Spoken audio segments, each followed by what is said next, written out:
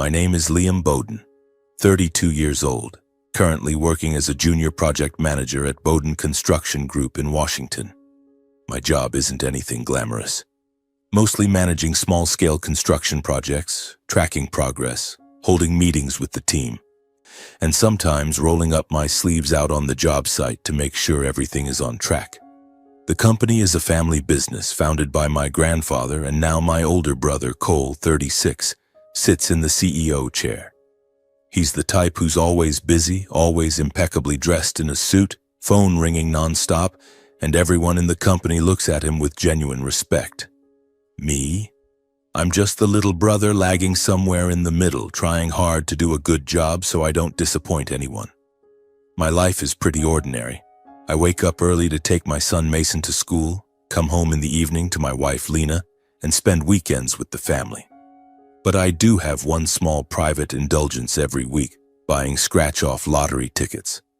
Not because I dream of getting rich or anything, it's just a way to blow off steam, a tiny game of chance in the middle of the daily grind. That day was an utterly ordinary Wednesday. During lunch break, I wandered over to the coffee shop near the office, grabbed a grilled chicken sandwich, and on a whim bought a lottery ticket. "Give me one scratch-off, $5, I said with a smile to the guy behind the counter. He handed me a ticket with a shiny golden ship on it, and I stuffed it into my jacket pocket without much thought. After eating, I went back to the office, sat down at my desk buried under a mountain of paperwork. Colleagues around me were clacking away at their keyboards, the printer humming in the corner. I sighed, reached for the ticket, and thought, it's been a while since I tried my luck. Who knows, maybe today's the day. I pulled out an old coin from my drawer and gently scratched off the thin silver coating. At first, nothing special, just a few small numbers, the kind that win you $10 or $20 at most. But then, as I scratched the middle section, my heart suddenly tightened. Letters slowly appeared. 10 million grand prize. I blinked, thinking I must be seeing things.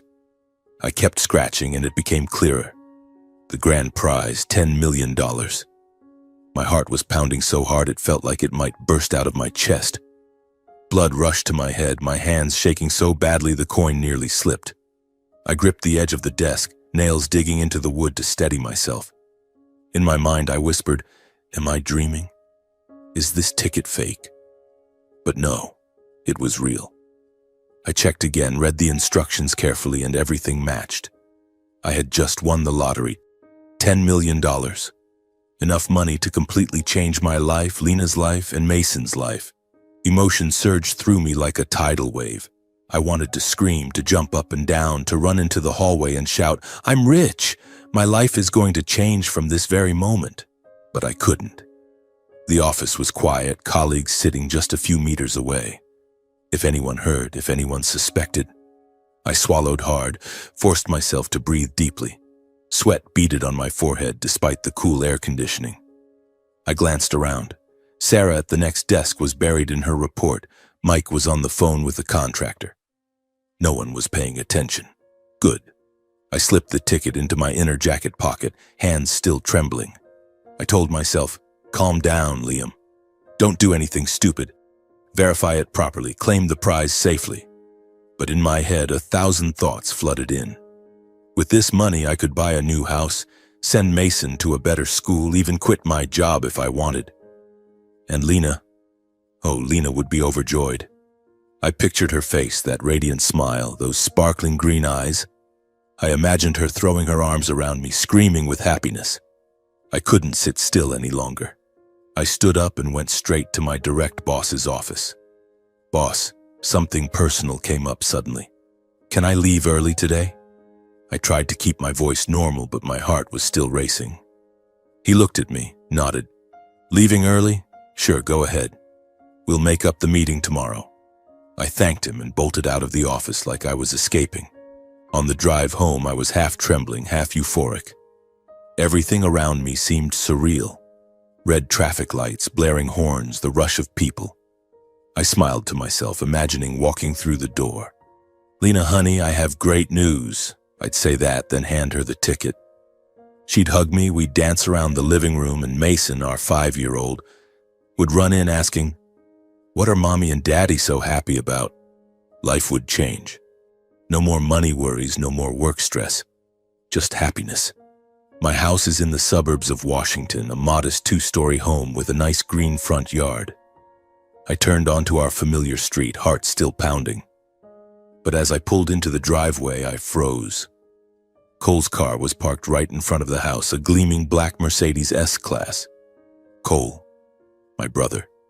He's insanely busy in meetings from morning till night. He rarely visits my place, especially not at this hour, mid-afternoon when he should be at the office. Why is he here right now? I wondered, a mix of surprise and confusion washing over me.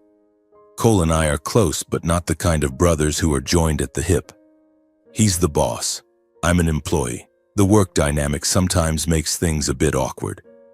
And with Lena, he's always teasing, calling her my favorite sister-in-law. But at this time, it was strange. I parked next to him, turned off the engine, and got out. My heart was still racing because of the ticket in my pocket, but now curiosity was added to the mix. I opened the front door. The keys jingled loudly. "You're home earlier than I expected." Lena's voice floated in from the living room, but it sounded off, a little high-pitched and rushed. I stepped inside, and the scene in front of me made me stop dead in my tracks. Cole and Lena were sitting on the couch talking.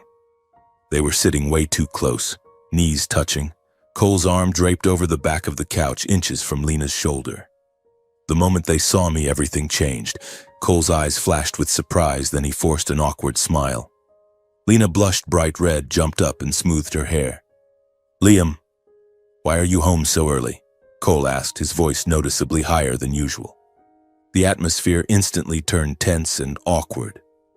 They pulled apart quickly like they'd just been caught doing something wrong. Lena avoided my eyes and hurried toward the kitchen. Cole stood up, gave me a light pat on the shoulder, but not the warm brotherly kind he usually did. "I was just in the area," he said, his voice slightly stuttering.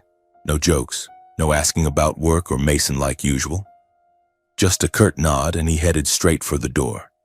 "Anyway, I've got to get back to the office. See you later." The door slammed and I heard the Mercedes roar to life outside. I stood there, the lottery ticket in my pocket, suddenly feeling like it weighed a ton. "Why was Cole here?" I asked Lena, trying to sound casual. She was in the kitchen with her back to me, pretending to stir something on the stove. "Oh, he just stopped by to ask me to pass something along to your parents. He said he was nearby anyway."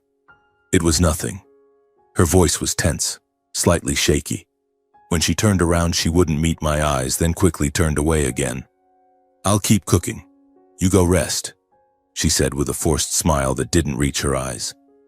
A heavy unease settled in my chest like a rock pressing down. The joy of winning the lottery just minutes ago had vanished, replaced by a gnawing suspicion.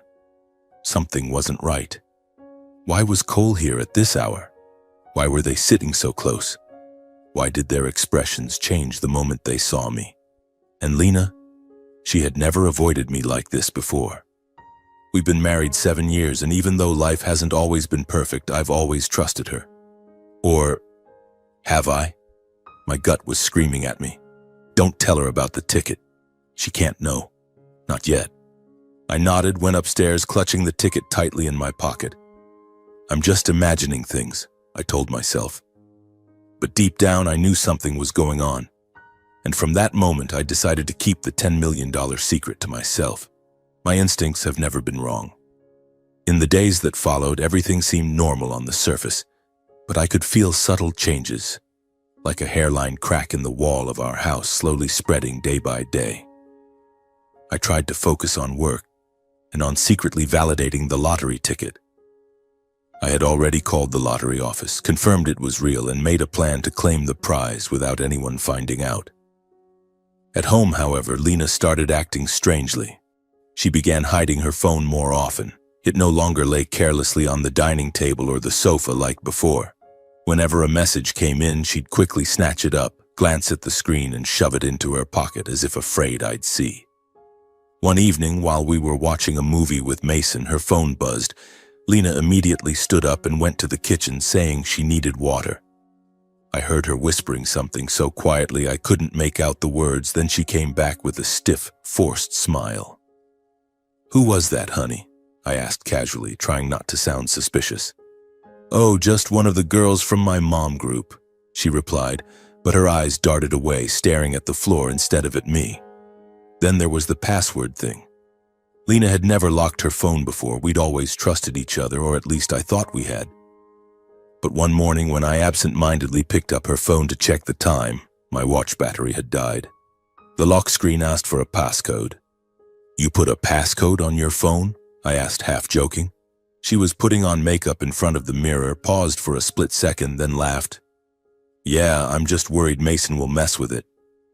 He's always grabbing the phone to watch videos." The excuse sounded reasonable, but why was she so tense? Her shoulders stiffened, and she quickly changed the subject. "You'd better take Mason to school. We're going to be late." I nodded, but doubt had already taken root. Why now? And why didn't she tell me the code? It didn't stop there. Lena suddenly started paying unusual attention to her appearance. Before, she was the casual type, ponytail, jeans, and a t-shirt for grocery runs or picking up Mason. Now, every time she left the house, she spent hours in front of the mirror, full makeup, pretty dresses, strong perfume. One afternoon, she said, "I'm going to pick Mason up," wearing a tight emerald dress, curled hair, and bright red lipstick. I was stunned. "You look amazing. Special occasion?" She gave an awkward smile. "No, I just felt like a change, that's all." But picking up our son, something that normally took 20 minutes, now took an hour, sometimes 2. When she came back, the excuse was always traffic, or I stopped by the store for a few things. I checked the shopping bags. Sometimes just a couple of small items, nowhere near enough to justify that much time. Suspicion grew, but I forced myself to stay calm. Maybe she's meeting friends, I told myself. Deep down, though, I knew it wasn't that. Late at night was when everything became clear.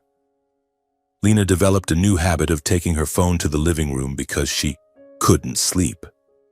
"I'll just lie on the sofa for a bit, it's more comfortable," she'd say, hugging a pillow as she left the bedroom. I'd nod and try to sleep, but sleep wouldn't come. Lying alone in the dark, I heard her moving around. Through the slightly open door, I saw the blue glow of her phone screen flickering on the wall mirror. Soft whispers drifted in. "Baby, I miss you. Don't make me wait much longer." The broken sentences were enough to make my heart clench. The first time I thought I'd misheard. The second time I quietly slipped out of bed and crept toward the door. I heard Lena giggle, then whisper, "Tomorrow, okay?" I can't take it anymore. Who? Who was she talking to? I wanted to burst in and demand answers, but my feet felt nailed to the floor. Fear of the truth, fear that everything I believed in was collapsing. All these signs piled up, making it increasingly obvious that Lena was hiding something. Even simple questions from me, "What are you doing?" or "Who are you texting?" made her flustered. She'd stammer, change the subject, or snap, "Why are you asking so many questions? I'm tired." We started having small arguments, something that had never happened before. I tried to stay calm for Mason's sake. Our innocent 5-year-old had no idea what was going on. "Why is Mommy mad at Daddy?" he asked once, noticing the tense silence at dinner. I smiled and ruffled his hair. "It's nothing, buddy. Mommy and Daddy are just talking about grown-up stuff. Nothing for you to worry about." But inside I was in agony. The lottery ticket was safely locked in a bank safe deposit box. But the joy it once brought was now completely overshadowed by this dark cloud of doubt. Work became my temporary refuge. I buried myself in projects, trying to forget. But then, one fateful afternoon, everything exploded. I had a file that needed Cole's immediate signature, an urgent progress report for a new project. My boss said, "Take it up to Cole right now." I nodded, grabbed the folder, and headed to the top floor where Cole's private, luxurious office sat behind soundproof glass doors with a panoramic view of Washington, D.C. The elevator dinged. I stepped into the empty hallway. My heart was calm. I wasn't expecting anything. But as I approached the door, I froze. From inside came muffled, intimate sounds, heavy breathing, soft moans, and a familiar giggle. Lena's giggle. Ice poured through my veins. My heart pounded wildly, my face went numb. No. Lena, why is she here? I whispered, barely believing my own ears. But the sounds continued, unmistakably intimate whispers and noises that could not be explained any other way. I pressed my ear to the door, clutching the folder so hard my knuckles went white. Those sounds, those words, turned every fear I'd had into brutal reality. My wife was in there with Cole, and it wasn't for work. I clearly heard Lena's voice, soft and trembling in that way only a husband would recognize. Then Cole's low, intimate tone. No further words were needed. I understood everything. Rage surged so violently I nearly kicked the door down and stormed in to confront the two people who had betrayed me most in this world. But just then, as things quieted inside, I heard what they said next. And those words truly destroyed me.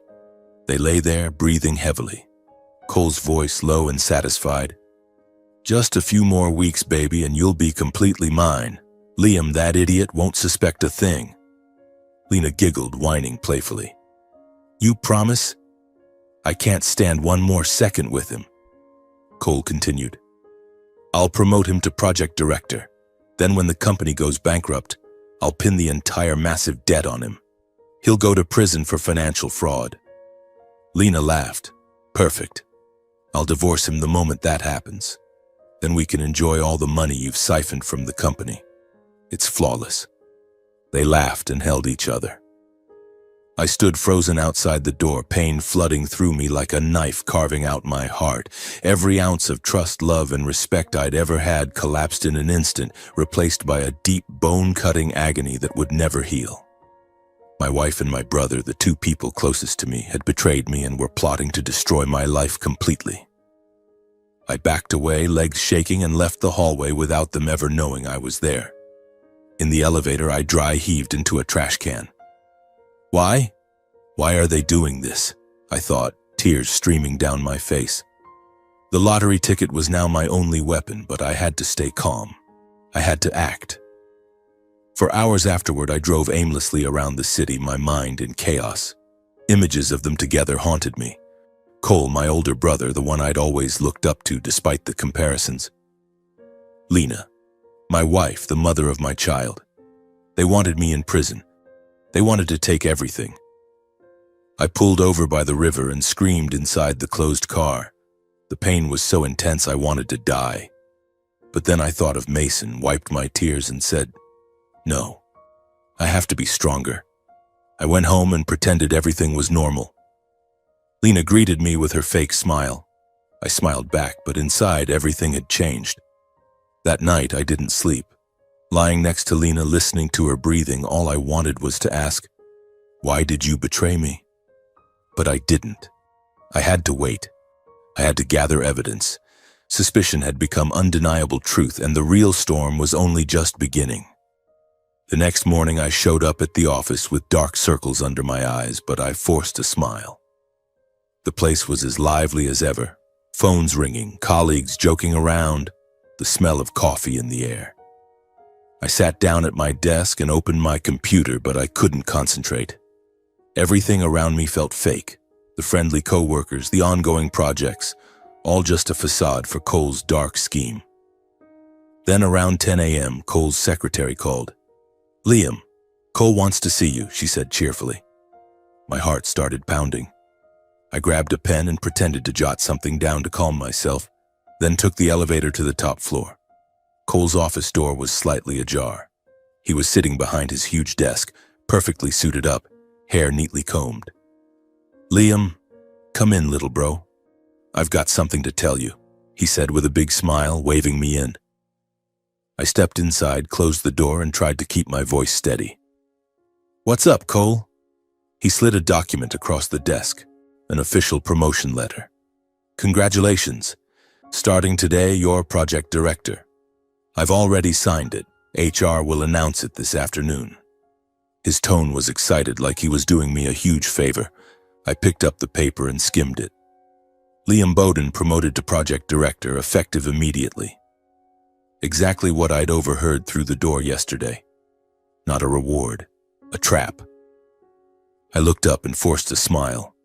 Thanks, Cole. I'm shocked. He clapped me on the shoulder and laughed. You deserve it, man. Do a good job. You'll be handling bigger responsibilities and larger projects now. I nodded, but everything was crystal clear in my head. This was step one. Promote me so they could pin the massive debt on me when the company went bankrupt. He thought I was too stupid to realize and would just be thrilled.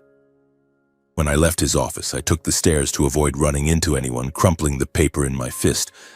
By the time I got back to my desk, the news had already spread. Someone had leaked it fast. Sarah ran over and hugged me. Congrats, boss. Party tonight, right? Mike slapped my back. You're moving up, buddy. You owe me a beer. Everyone was laughing, clapping. Someone even brought a small cake from the break room. I smiled along and thanked them, but inside I felt completely hollow. No joy, no pride, only fear and rage. Their smiles cut like knives. They had no idea, but I did. This wasn't a step up, it was the first step toward the abyss. The sudden promotion made all my suspicions even sharper. Cole was moving fast, and I had to respond immediately. I couldn't wait any longer. I needed an ally, someone who would believe me in the middle of this storm. I thought of Grandpa Edward, probably the only person who would listen without judging. He was 78, retired after handing the company over to Dad and then Cole, but still sharp as ever. He lived alone in the old family house on the outskirts of Washington. He used to tell me when I was little, Liam, life is like a construction site. If the foundation isn't solid, the whole thing collapses. He loved me in his own quiet way, never comparing me to Cole the way my parents did. I asked to leave early, citing family business, and drove straight to his place. The highway blurred under the late afternoon sun, some old song playing on the radio, but I didn't hear a thing. I was only thinking about what I was about to tell him. When I arrived, Grandpa was sitting on the porch reading the paper, a cup of tea beside him. Liam, what brings you here at this hour? He looked surprised, stood up and hugged me. I walked inside. The familiar smell of old wood and books hit me. We sat in the living room while he made hot tea. Tell me what's going on, son, he said, his eyes piercing but kind. I took a deep breath and told him everything. The winning lottery ticket, catching Cole and Lena at the house, Lena's strange behavior, and the climax, what I overheard in Cole's office. My wife is cheating on me with Cole. They're planning to frame me with the company's debt and send me to prison. Cole's been embezzling and Lena is in on it. My voice shook. Tears rolled down my face. I told him every detail. Their exact words, the bankruptcy plan, the divorce plot. Grandpa listened without interrupting, just squeezing my hand when I cried. When I finished, he was quiet for a moment, then said calmly, Liam, my boy, I believe you. Don't cry. We'll get through this. He hugged me and patted my back like when I was a kid. Then he gave me clear, sharp advice. Stay calm. Don't do anything rash. Cole is smart, but greed blinds him. You need evidence, documents, recordings, everything. And the lottery money. Don't let them find out about it. I nodded, wiping my tears. Grandpa, I need you to claim the 10 million in your name. If Lena or Cole find out, they'll try to take it or use it against me. He agreed instantly. Done.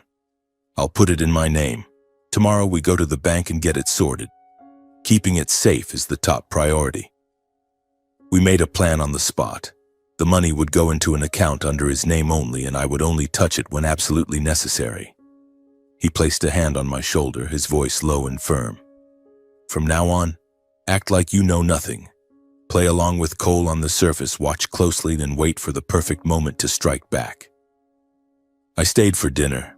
Grandpa grilled steaks himself and told old stories to help me calm down. For the first time in days, I felt a little lighter. Grandpa was my rock, the one person who hadn't turned away from me. I got home late. Lena asked, It's late. Where have you been? I smiled. Just visited Grandpa. She nodded, no suspicion. That night I actually slept a bit better, even though the pain was still there. The next morning everything was arranged. I took Grandpa to the lottery office. The process was discreet. The money was transferred into his account safe and sound. I don't know how to thank you, Grandpa. Without you, I would have collapsed, I said, hugging him tight. He smiled. You're my grandson. Now go. Stay strong. Back at the office, I kept a calm face, acting like I was clueless about the plot. Colleagues were still congratulating me. I smiled back, even bought everyone coffee. Cole called me in for a meeting. Liam, now that you're project director, here's a new project. Take it over. I nodded, took notes, and pretended to be excited. Yes, sir. I'll keep you fully updated. Inside, I was gearing up for battle. I started watching, tracking when Cole went to accounting, noting meeting schedules. I would gather evidence, slowly, carefully, ready to strike back at the right moment, determined not to fall into the trap. From that point on, I stepped into a deadly chess game. Every day was a move, pretend to cooperate so they wouldn't suspect while quietly collecting information. One tiny slip, an odd glance, a careless word, could bring my whole life crashing down. I woke up early, kissed Lena goodbye without looking her in the eye, and left for the office. I greeted my colleagues, laughed and joked as if nothing were wrong, but my eyes were always watching. Cole, my own brother, the traitor, was now my sole target. I had to be careful, just as Grandpa had warned. Don't rush Liam. Wait for him to make a mistake. And I waited, but not passively. After Grandpa's advice, I started moving, slowly, discreetly, avoiding every possible risk. First, I refused to sign any financial documents. With my new title as project director, Cole immediately began shoving stacks of files my way. Budget reports, contractor contracts, payment vouchers. Just sign them, little bro, it's just paperwork, he'd say in meetings, sliding the pile toward me with a smug smile. I'd pick them up, pretend to read carefully, then shake my head. Cole, I need to double-check the details. Some of the numbers don't match the project data.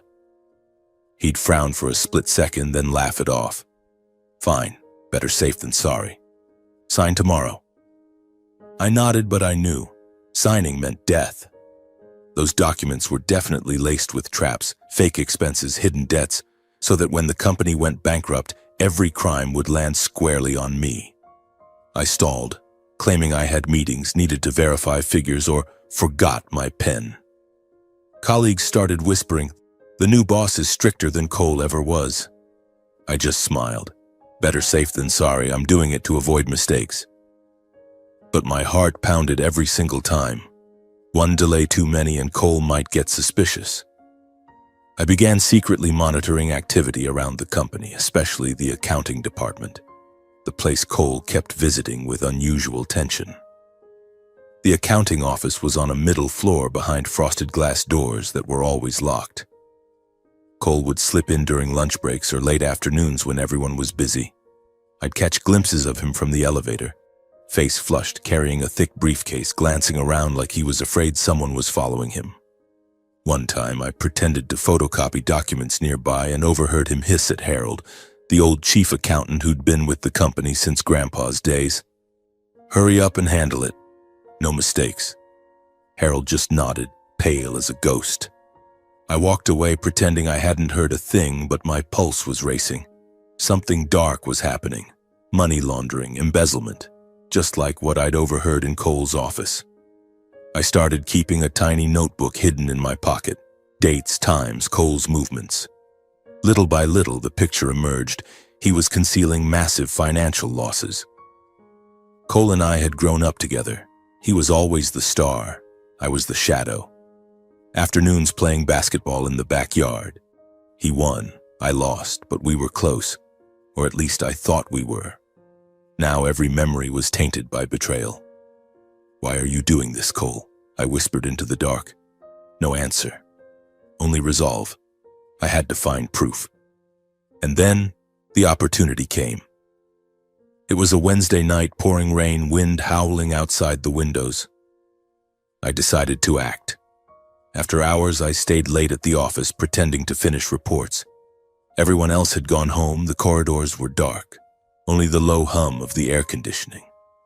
I turned off my desk lamp and waited another half hour to be absolutely sure no one would return.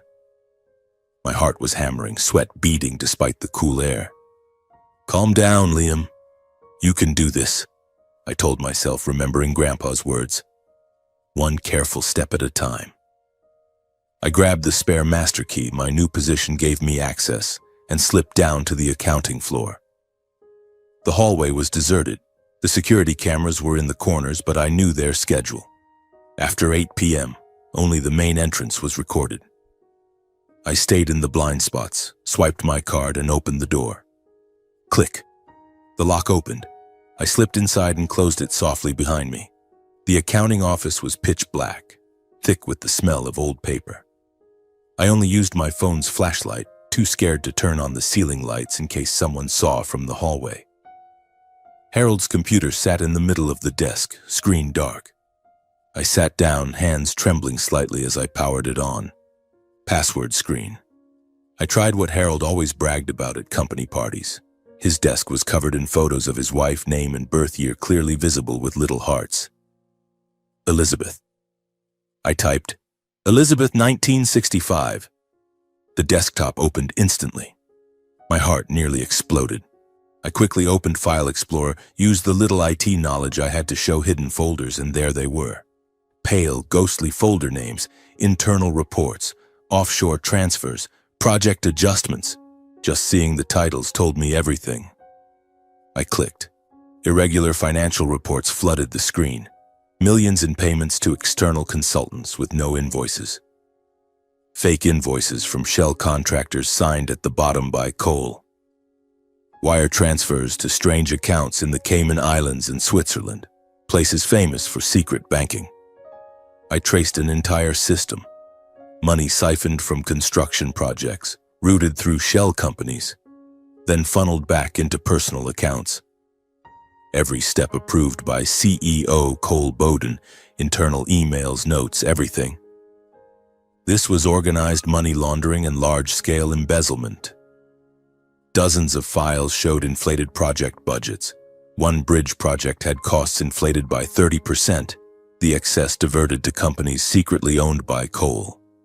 I even found the incorporation documents hidden in layered PDFs. My heart was racing, breath coming in short gasps. Dear God, how long has he been doing this? Cold sweat ran down my spine. I forced myself to calm down, sat still in the darkness, breathing deeply. The rain outside pounded like war drums. Focus, Liam. This is major crime. Back it up. I plugged in the USB I'd prepared in advance and started copying everything. The files were huge, the progress bar crawled.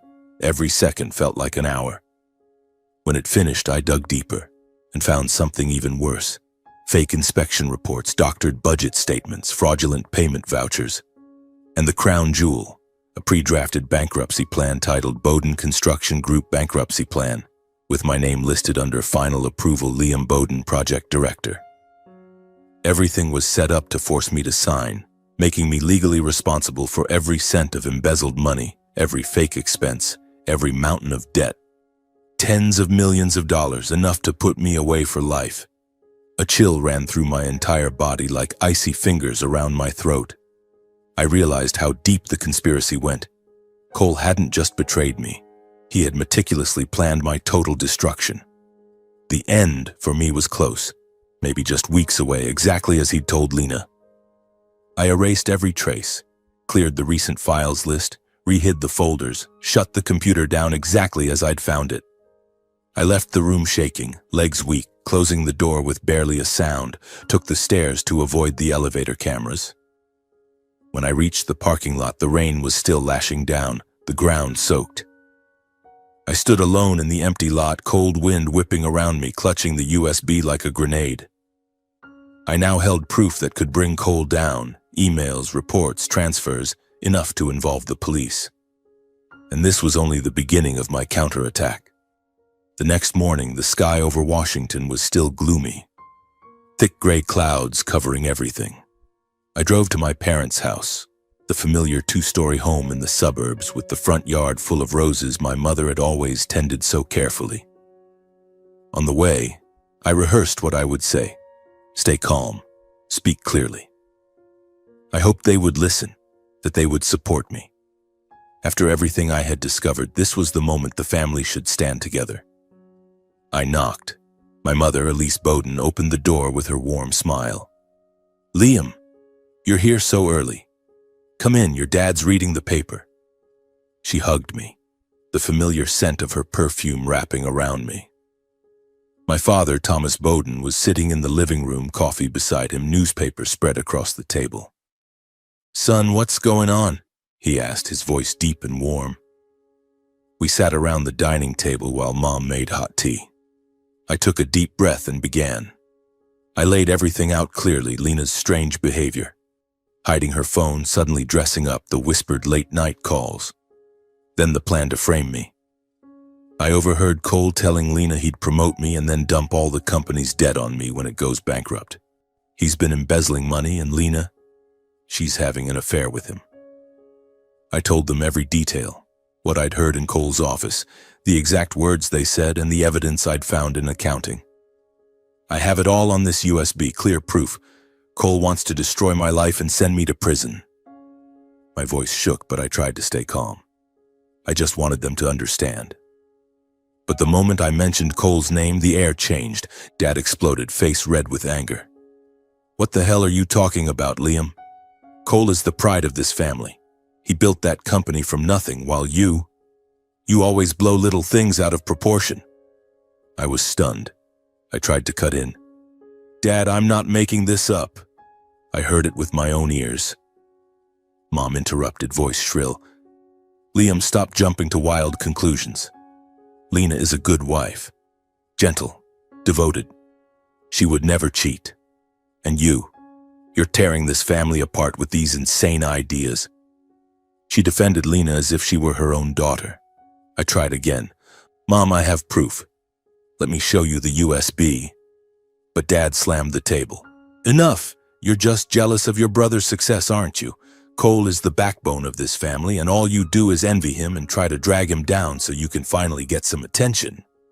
The conversation quickly turned into a heated shouting match. I was cast as the failure son who always finds someone to blame. Dad pointed at my face. "You've been like this since you were a kid, Liam. Always jealous of Cole. He got good grades, he was a leader, and you just complained." Mom started crying. "You're so selfish, Liam. Why can't you think about the family? If Cole has problems, we handle it internally, not by you running around making wild accusations." Every word felt like a knife, not just doubting me, but insulting my dignity and every effort I'd ever made. I had worked hard, sacrificed for the company, for this family, yet in their eyes, I was still the worthless son. "Mom, Dad, I'm not jealous. My own brother and my wife are trying to destroy me." I shouted, tears streaming down my face, but they cut me off, calling me selfish, delusional. The atmosphere was suffocating. Shouts echoed through the living room that used to be filled with laughter. I couldn't take it anymore. Heartbroken, I stood up and walked out in silence. "If you're both so sure, then I'm leaving," I said, voice choking. They didn't stop me. They just watched me go with looks of disappointment. At the door, I turned back. "I hope you'll think about this again." The door slammed behind me. I drove away, tears blurring the road. The feeling of being betrayed by my own flesh and blood crushed my chest like a boulder. On the way home, memories flooded back like an old film reel. I remembered always being the less impressive son, while Cole was the golden standard my parents proudly showed off to relatives. It had always been that way. Cole's birthdays were big parties, friends invited, huge cakes. Mine? Just family dinner and simple gifts. Every holiday, Christmas, Thanksgiving, the praise was always for Cole. Cole got straight A's. Cole was such a great team captain. Cole's just naturally brilliant. I got polite small talk. "How's school, Liam? Did you make the honor roll?" Then they'd turn right back to Cole. I'd sit in the corner, forcing a smile, swallowing the lump in my throat. At home, the best of everything went to Cole. The nicest room with the garden view, the newest bike, the highest expectations. I got the leftovers. The small room, hand-me-down toys, or you'll be fine with whatever's left. Cole needs the best conditions to focus on his studies. You'll manage, Dad would say. At work it was the same. I worked twice as hard, staying late on reports out on job sites in the rain. But I was still just the little brother helping out. Cole was the pillar of the family, praised in every meeting. Our Cole is amazing, my parents bragged. And me? Liam's doing okay, but he should learn from his brother. From childhood to now, I had always watched Cole get priority, trust, protection, while I remained the shadow, never seen as a grown man in my own right. Late at night, alone in my room, I used to wonder, am I just not good enough? But after today's conversation, after my parents sided with Cole and insulted me, I finally understood. This wasn't just one moment. It was a lifetime of being treated differently. The pain wasn't only from Cole and Lena's betrayal. It was the cold truth. In my parents' eyes, I had never been the son they believed in. They chose Cole. They chose the perfect family image over justice for their youngest child. I pulled over on the side of the road and sobbed, pounding the steering wheel. Why? Why don't they believe me? But then I wiped my tears and realized I had only one choice left. Save myself. Because no one else in this family would do it for me. Grandpa was the exception, but my parents, they had chosen their side. I drove home more determined than ever. The USB was in my pocket. The evidence was ready. No one's on my side. Then I'll do it alone. I thought. The storm was coming and I would stand firm. It was a Monday morning, light rain drizzling down, the air in the office heavy as if a storm were brewing. I had barely sat down and opened my email when the internal phone rang. Cole's voice came through, cold, nothing like usual.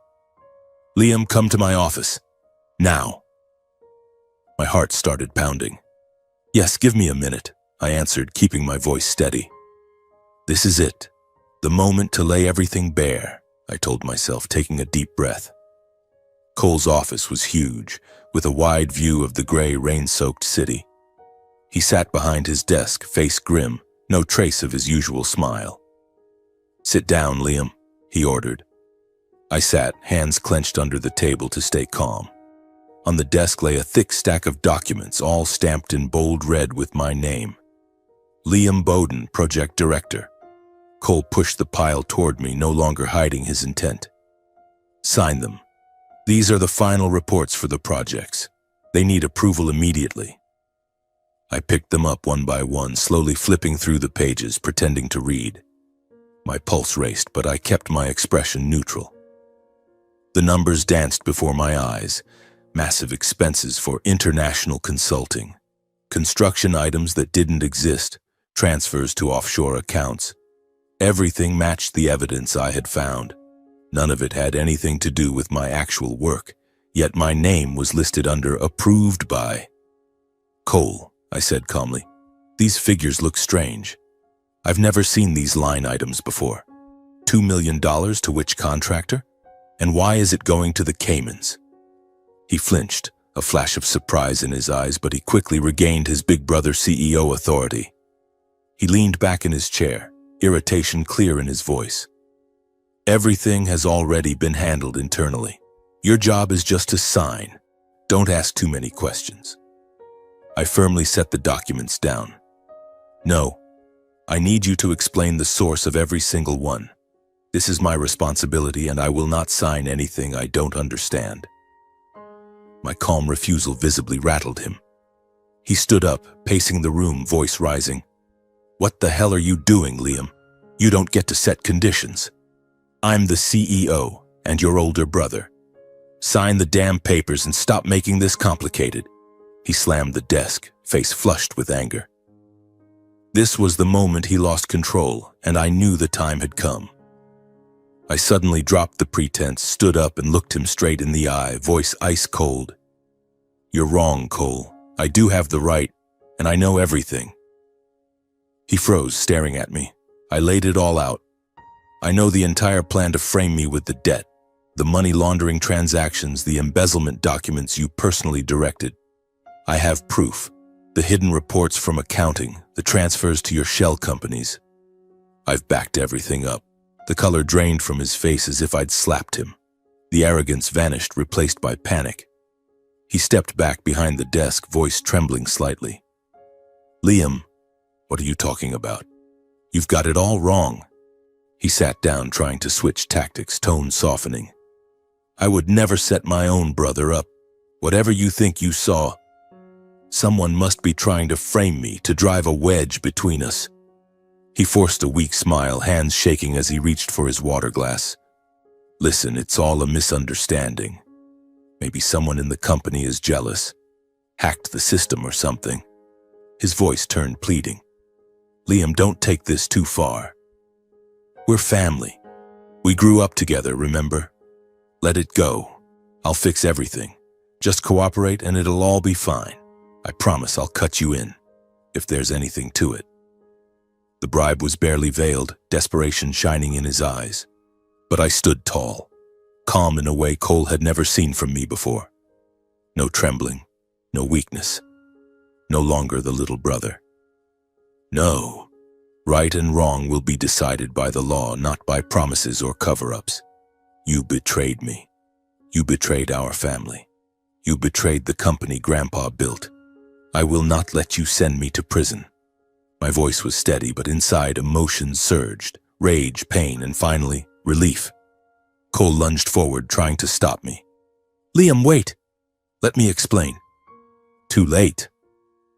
I turned and walked out, leaving behind a panicked Cole, face ashen, collapsing back into his chair. I came home earlier than usual, driving under a leaden sky with light rain falling like a bad omen. Our house in the suburbs looked peaceful as always, green lawn out front, but today everything felt heavy. I parked, turned off the engine, took a deep breath, and walked in. The smell of cooking wafted through the air. Lena was making something. But the moment I stepped inside, Lena's entire demeanor had changed. She rushed over, hugged me warmly, and spoke in the sweetest voice. "You're home. How was your day? Work tiring? I made your favorite, beef stew." I flinched and took a step back. Lena had rarely been this attentive before. Lately she'd been irritable, glued to her phone, barely asking how I was. Now suddenly she was gentle, pouring me water, fussing over me. I knew instantly. She was acting. Cole had called her, no doubt about it. "Why are you being so weird today?" I asked coldly. She smiled, brushing my hair back. "I'm just worried about you. Sit down, let me massage your shoulders." We sat in the living room while Mason played in his room. Lena skillfully steered the conversation. "Honey, Cole called me. He's really worried.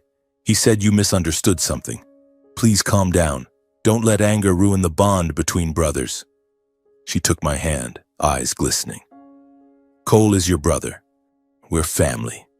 Just talk it out." Hearing those words felt like a knife in the chest. Even now, after being betrayed, threatened, set up to go to prison, Lena was still on Cole's side. She wasn't worried about me getting hurt. She didn't ask, "Are you okay?" or "What's the plan?" She was only protecting Cole and their future, the embezzled money, their new life together. Disgust and fury surged inside me like fire. I yanked my hand away and stood up. "Stop it. Stop pretending. Have you no shame, still playing the perfect wife?" My voice rose, shaking with rage. Lena recoiled. "What are you talking about?" I exploded. "You think I'm an idiot? I know everything. Your affair with Cole, the two of you plotting to destroy my life. Pin the debt on me, bankrupt the company, send me to prison, then divorce me and live off the stolen money." Lena froze, stunned as if slapped. Her face went white, eyes wide, mouth open. "Liam, how did you find out?" she stammered, then suddenly dropped to her knees, clutching my legs, sobbing hysterically. "I'm sorry. Please forgive me. I was tricked. Cole forced me. I love you. She trembled, tears streaming, gripping me like she was terrified I'd disappear.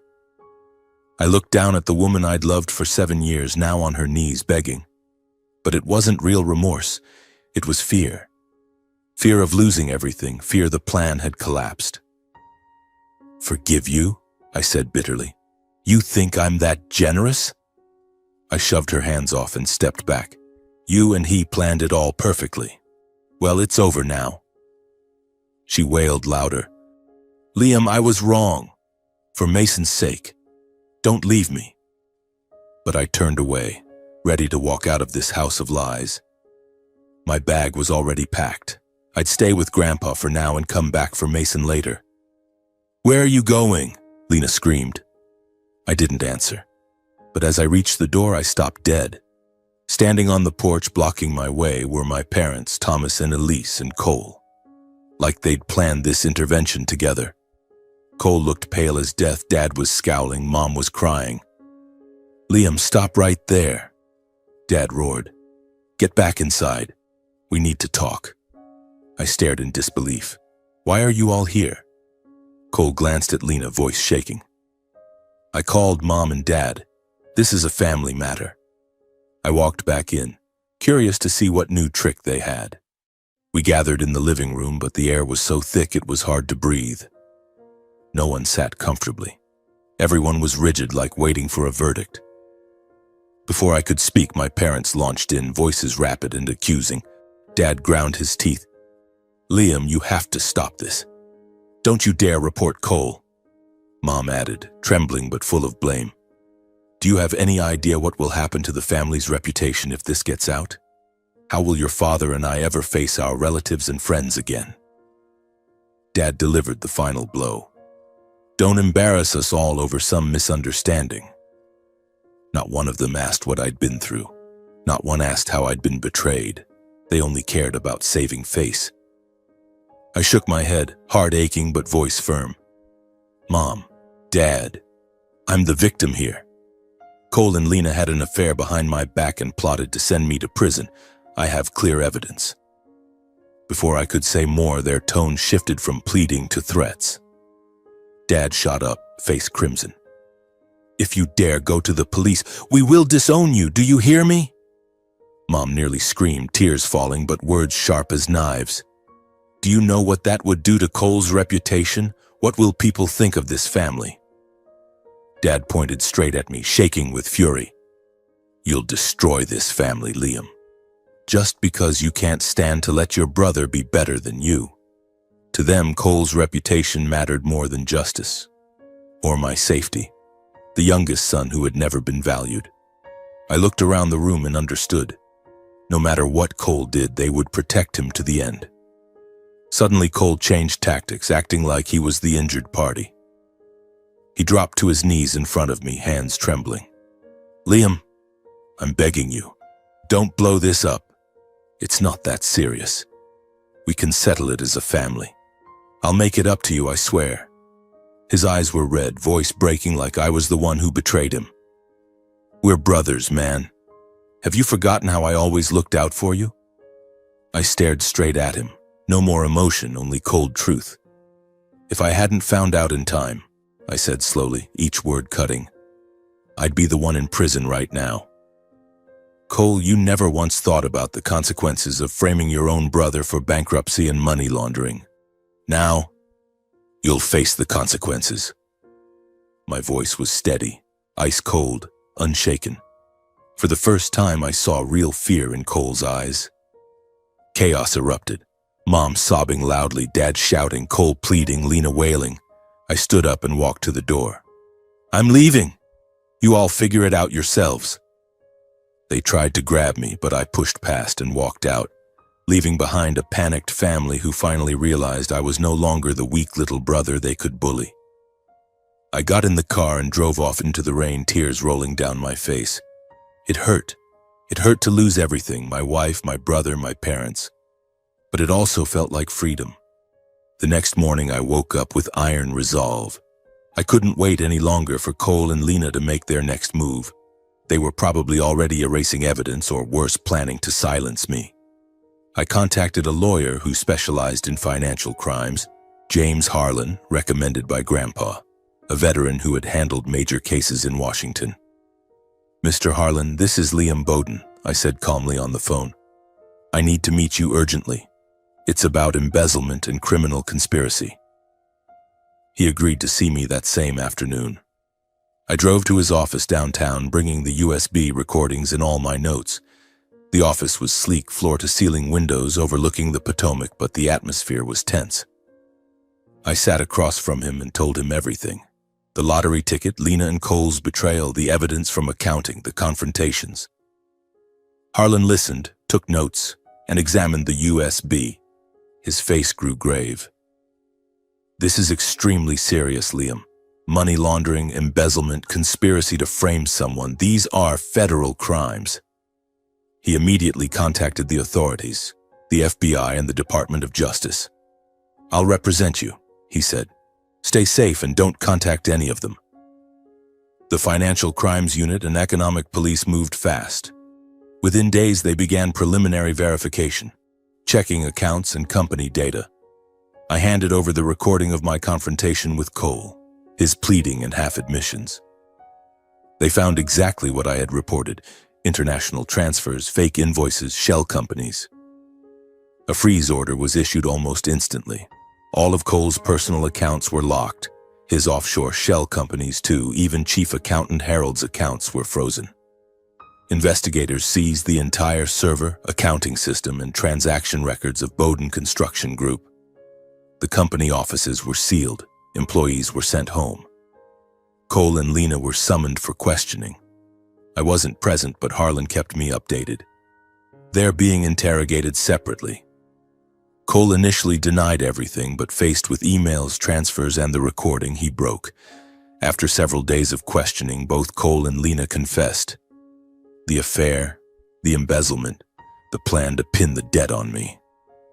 Lena sobbed, claiming Cole had forced her, but investigators didn't buy it. There were messages between them full of affection and plotting. Harold cooperated fully in exchange for leniency. The trial that followed drew massive attention. The federal courthouse in Seattle was packed. Reporters, business figures, even distant relatives. I sat in the witness section in a simple suit, heart racing. Harlan represented me and presented the evidence: the USB, recordings, testimonies. Cole sat in the defendant's box, gaunt dark circles under his eyes, no longer the polished CEO. Lena beside him kept her head down, crying constantly. Harold testified. Cole directed everything. Faced with overwhelming, irrefutable evidence, the verdict came. Cole Bowden was sentenced to a total of 26 years in federal prison for money laundering, embezzlement, tax fraud, and conspiracy to frame another person. Concurrent sentences, no parole for the first 15 years. The chief accountant received 4 years for cooperating. Lena was fined $75,000 and lost all custody rights. The court granted me full custody due to proven infidelity and complicity. I was declared completely innocent, and Cole was ordered to pay me $2.7 million in restitution for the debt he had tried to saddle me with. The gavel fell. The courtroom fell silent, then erupted in murmurs. Cole was led away. He turned back and said, "Liam." I didn't look at him. I walked out of the courthouse feeling as if I had just escaped a long nightmare. The sun, rare in Seattle, shone warmly. A cool breeze ruffled my hair. Reporters swarmed. "Mr. Bowden, how do you feel?" I shook my head. "I just want peace. No celebration, no parties." I quietly breathed the air of freedom, something I once thought I was about to lose forever. I went back to Grandpa's house. Mason ran out and threw his arms around me. I had won, but my family was shattered. After the trial, Bowden Construction Group was officially declared bankrupt. Its reputation collapsed completely. Investors pulled out en masse, projects were canceled, assets liquidated by court order to compensate contractors, employees, and banks. The Bowden name, once the family's pride, built from nothing by my grandfather, disappeared from the market in a matter of months. The offices closed, the signs taken down. I watched the news on my phone and felt a stab of pain. Grandpa, I'm sorry. He put a hand on my shoulder. It's all right, son. A company is just material things. You saved yourself. In the days that followed, the case dominated headlines across Seattle. Business circles talked about it in cafes. Media covered it nonstop. Newspapers, TV, social media. CEO embezzles millions, plots to destroy his own brother. The once respected Bowden family became the center of a public storm. My parents were shunned by the community. Neighbors avoided them. Old friends turned away for blindly defending a criminal and blaming their innocent son. Their once lively house fell silent, filled only with regret. They aged visibly, rarely left home, doors locked. Mom tried calling, but I had turned off my phone. Meanwhile, I chose a simple life. No flashy spending of the lottery money. I used part of it to pay off debts, saved the rest for Mason. I spent my days with him, taking him to school, playing ball in the park, reading bedtime stories. I worked hard at a new job in a small construction firm just as an engineer. No management, no drama. My co-workers were friendly. I cherished every peaceful day.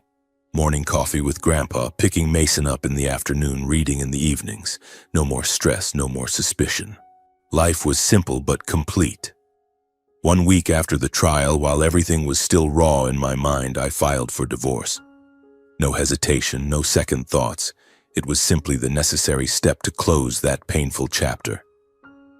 The court granted it quickly thanks to the clear evidence of Lena's infidelity and complicity that Mr. Harlan had presented. I was awarded full custody of Mason. Our innocent 5-year-old had no idea about the storm that had just passed. Lena was granted only supervised visitation once a month. The marriage ended quietly. No tugging at the past, no final arguments. Once everything was over, I decided to leave the old city behind, the place filled with painful memories where every street reminded me of Bowden Construction Group, Cole's office, and the house full of lies. Using part of the lottery winnings that Grandpa had kept safe, I bought a spacious house in the Seattle suburbs. The place was strangely peaceful, rows of maple trees blazing red in autumn, a huge backyard for Mason to run around in, clean air untainted by the old conspiracies. The first time I drove Grandpa and Mason to see it, the boy shouted, "Dad, the house is huge. There's a yard for playing ball." Grandpa smiled and patted my shoulder. "Perfect, son. This is truly a fresh start." I invited Grandpa Edward to move in with us. He was getting older, still healthy, but living alone in the old house worried me. "Grandpa, come live with me and Mason," I said one afternoon while he was reading the paper on the porch. He laughed. "All right, grandson. I'd love to be closer to Mason, too."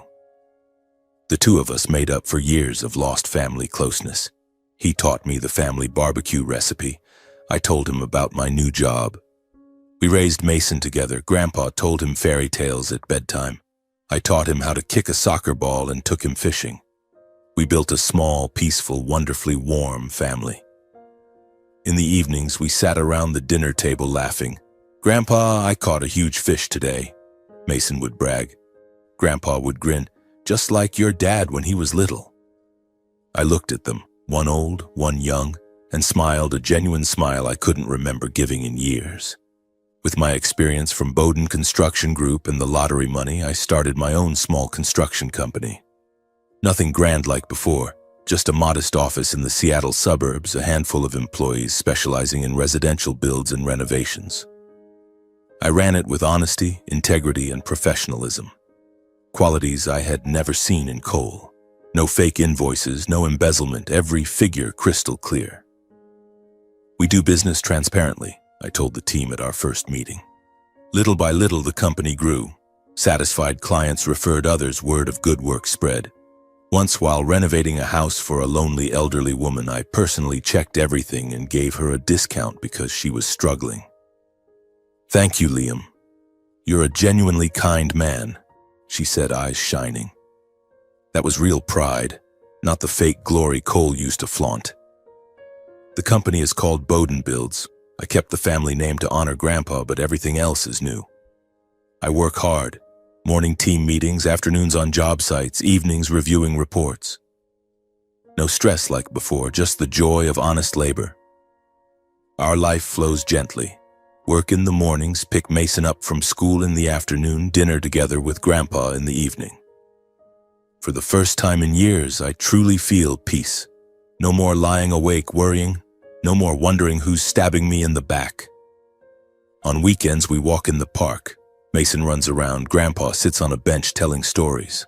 I take photos of them laughing. "Dad, I want to learn to build houses like you," Mason said once. I smiled. "Sure, buddy, but you have to do well in school first." That peace is like medicine. The wounds from betrayal slowly heal even if the scars remain. One day, about 6 months after the trial, I received a visiting request letter from Cole in prison. It arrived by mail, handwriting shaky. "Liam, I want to see you and apologize." I sat alone in the backyard holding the letter, thinking for a long time. My heart raced. Memories flooded back. Playing ball as kids, then the betrayal, the plot. Only now he apologizes? I wondered. Grandpa advised, "It's your decision, but if you go, be firm." I decided to visit, not to rekindle brotherhood, but to put a final period on the story. I drove to the federal prison through cold iron gates and strict security checks. I sat in the visiting room behind the glass, waiting. Cole appeared on the other side, walking slowly. He was gaunt, shoulders slumped, skin gray from endless sleepless nights. Premature gray hairs stood out on what used to be perfectly groomed hair. When his eyes met mine, they were filled with exhaustion and regret. He sat down, picked up the phone with trembling hands. "Liam, thank you for coming." His voice was hoarse, like something was stuck deep in his throat. Then he spoke. No excuses, no blame, just raw confession.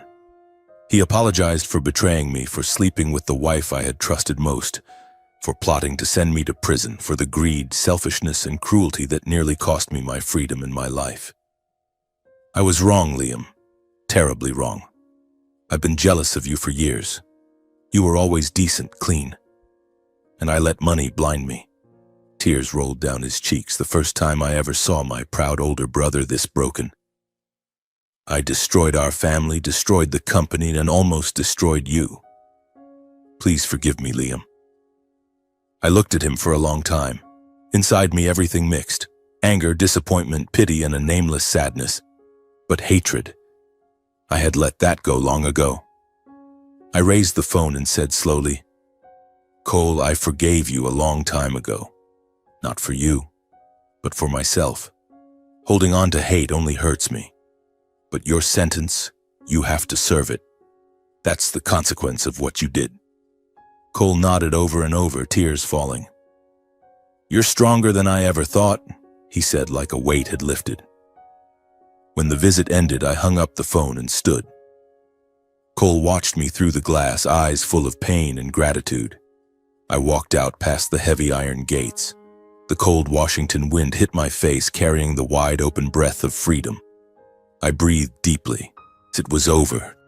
Truly over. No more ties, no more shadows behind me. An old chapter closed, and I left that place lighter than ever. As for my parents, after Cole went to prison, instead of realizing their mistake, they disowned me and blamed me for destroying the family. Dad called once. "Happy now? Cole's in prison because of you."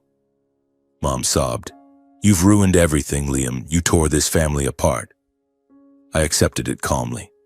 They had left my life long ago, I just hadn't noticed. From childhood, they favored Cole and overlooked me. Nothing had changed. I cut contact completely. No calls, no visits, no gifts.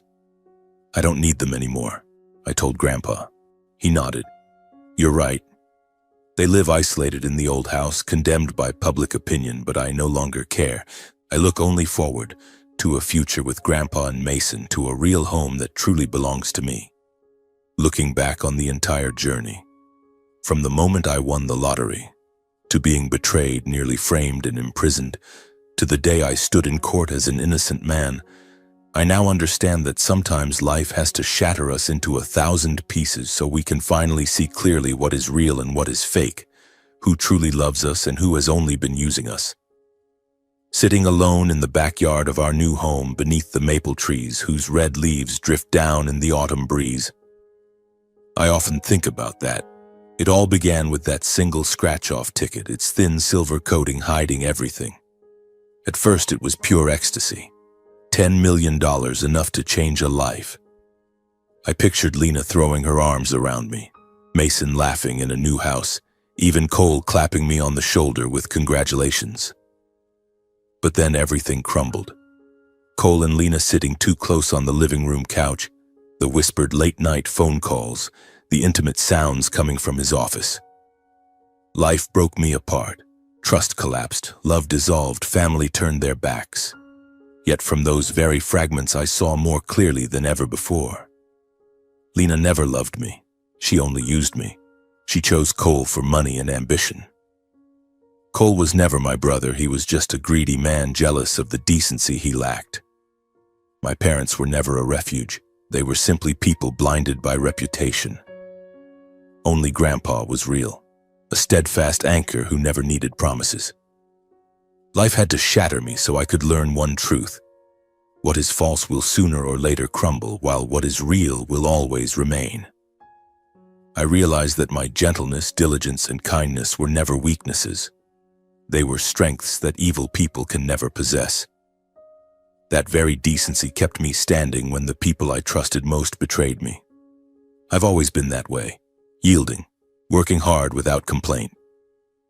At the old company, I stayed up late finishing reports, went out to job sites in the rain to check progress, yet Cole was always the one praised for great leadership. I used to think I was weak. Why didn't I fight back? Why didn't I scream when I was treated unfairly? But now, looking back, that very gentleness saved me. When I overheard Cole and Lena plotting, I didn't burst in swinging. I stayed calm and gathered evidence. When my parents turned away, I didn't beg and cry. I cut ties and moved forward. People like Cole have fake strength, money, power, but it collapses the moment it's exposed. I, with my decency, weathered the storm. I learned that not every group of people deserves to be called family. Some bear the titles of father, mother, brother, sister, yet are ready to turn their backs and push you into the abyss just to protect an illusion called reputation. And then there are people, like my grandfather, who need no vows yet remain a rock-solid support. I learned this through long sleepless nights. The Bowden family used to be a source of pride, my parents bragging about Cole at every gathering while I sat quietly in the corner. But when the truth came out, they chose reputation over justice, disowning me to protect Cole, even though he was the criminal. Blood must protect blood, Dad said. But what kind of protection is it when they're willing to send their youngest son to prison? That wasn't a home, it was a toxic bond. Grandpa? He never needed promises, just listening, advising, and willingly putting the lottery money in his name to keep me safe. On mornings drinking coffee together, we talk about life. He says, "Son, family are the ones who stay when things get hard, not just the ones who gave you life." I nod, warmth filling my heart. And now my home is this little house in the Seattle suburbs where I live with Grandpa and Mason, a place filled with laughter, with no room left for lies or pain. I learned to let go of toxic relationships, to cut ties that only hurt me. Forgiveness isn't about giving the other person peace. It's about freeing yourself so you can move on. That was the greatest lesson of the whole journey. I used to cling, trying to explain to my parents, forgiving Lena for Mason's sake. But then I realized, clinging only deepens the wound. When I finally cut them off, no calls to my parents, seeing Lena only during supervised visits, I felt lighter. When I forgave Cole in prison, I said, I forgive so that I don't hate. Not for him, for me. Carrying hate only made me suffer, kept me awake, stopped me from smiling genuinely at Mason. One evening, Grandpa asked, "Do you hate them?" I shook my head. "No, Grandpa, I've let it go." He smiled. "Then you've truly grown up." Letting go set me free, no longer worrying about their calls, no longer haunted by the past. I teach Mason,